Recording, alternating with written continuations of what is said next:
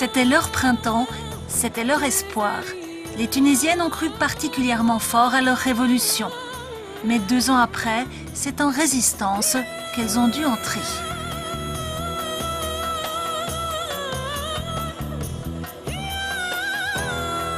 Après la Révolution et surtout après les élections, ce qui s'est passé, c'est qu'on a une montée, on va dire, d'insécurité, de violence qui fait peur.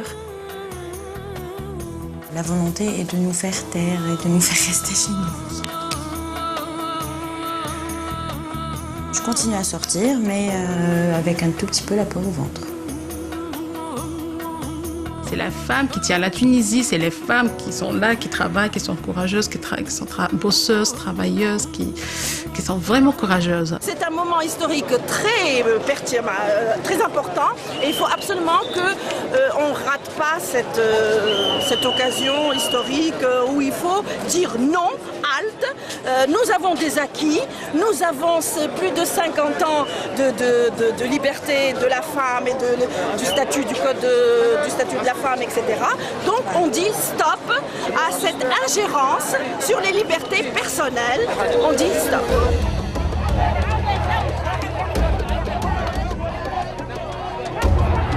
Vous avez la voilée, la non-voilée, mais nous sommes toutes des femmes démocrates. Et nous revendiquons notre liberté. Et qu'ils passent sur nos cadavres s'ils veulent nous la lâcher. Voilà. On est dans un processus de la loi du plus fort. Et c'est mon combat.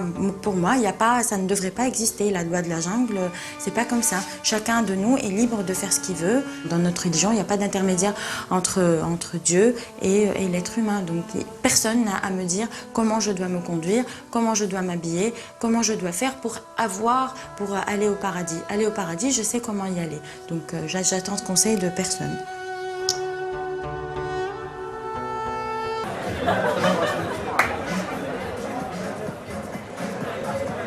Dans ce lieu branché du Tunis nocturne, plus rien ne rappelle les tensions de l'extérieur. Ici, on fait la fête, on boit, presque comme un pied de nez aux extrémistes, à ceux qui voudraient changer le modèle d'ouverture tunisien. On est là pour combattre ces salafistes et pour revendiquer nos acquis déjà. On ne va pas perdre ce qu'on a gagné. On continue à vivre normalement, hein. Rien n'a changé pour nous. Personne ne pourra me dire comment je dois m'habiller, ni comment je... Tant que je suis correcte, je suis correcte.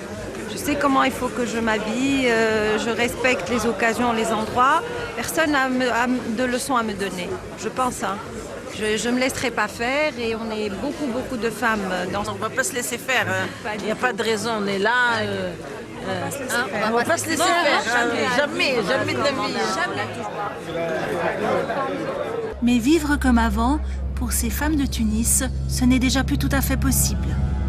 La capitale est encore sous le choc de l'agression, un mois plus tôt, contre un jeune couple, un couple comme tous ceux que l'on vient de voir. Je suis allée demander justice et ça se retourne contre moi. Ils ont retourné l'histoire contre moi. Ils m'ont rendue malade.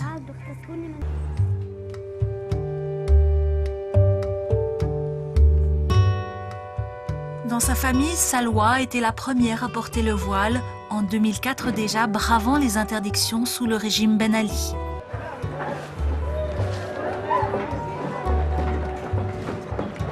On va mettre la table dehors, on va manger là-dedans. À 27 ans, elle habite encore chez sa mère. Dans sa famille aussi, la révolution a déçu. Mes 2 filles et moi, nous sommes voilées. Avec un nahda, on a le droit de mettre le foulard. Et ben c'est ce que j'ai pensé. J'ai voté nahda. Mais voilà, peut-être malheureusement, j'ai mal choisi. Il n'y a pas de paix, il n'y a pas de sécurité maintenant. On n'est plus cherché par les agents de police pour le foulard, mais pourtant il y a les barbus, les salafistes qui ne sont pas d'accord, je ne sais pas pourquoi. Voilà, ils se mêlent de tout et moi j'ai peur.